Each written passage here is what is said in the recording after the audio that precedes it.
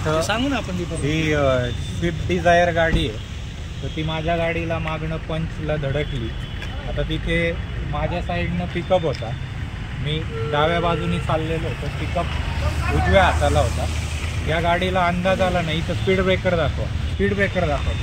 हे speed breaker आहेत. इथनं मागं सरळ जवळपास 500 मीटर ब्रिज सरळ आहे, तो फास्ट आला तिकडनं. हे स्पीड ब्रेकर कोणालाही दिसत नाही. इथे पांढरे पट्टे नाही आहे, तर कोणतीही गोष्ट नाही. इथे पांढरे पट्टे नाही, कोणती साईन नाही की हा पुढे जाऊन स्पीड ब्रेकर आहे. मागे सुद्धा पट्टे मारायला पाहिजेत की पुढे स्पीड ब्रेकर आहे.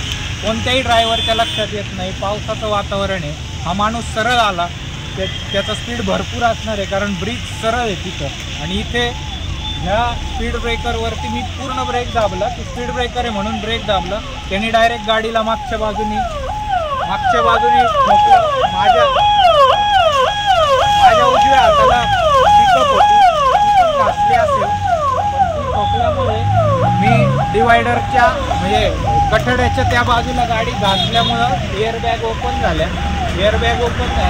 आणि ह्या गाडीमध्ये पूर्णपणे कोणतं सामान आहे माहीत नाही. ती याची काय टॅक्सी गाडी आहे आणि त्याच्यामध्ये सगळं आपलं कंपनीचं सामान म्हणतात. आता ही काय वाहतुकीची काय रिक्षा जेवढं आहे, रिक्षा एक टेम्पो रिक्षात जेवढं सामान बसतं ना तेवढं सामान त्या गाडीमध्ये. एवढा लोड जर गाडीत असेल तर कोणतीच गाडी ब्रेक दाबल्यावरती धडकणारच ना. तर या पद्धतीने हे असे वागतात. त्यांचा नंबर पण घ्या तुम्ही. पिकअपनी येते पेट्रोल दाबलं, माझं काय ब्रेक लागलं नाही सर. मी काय यांना चिटाकलं नाही, त्यांना पिकअप चिटाकलं मागून. पिकअप चिटाकल्यानंतर ते पलीकडे गेले, पिकअप मागून ठोकलं सर.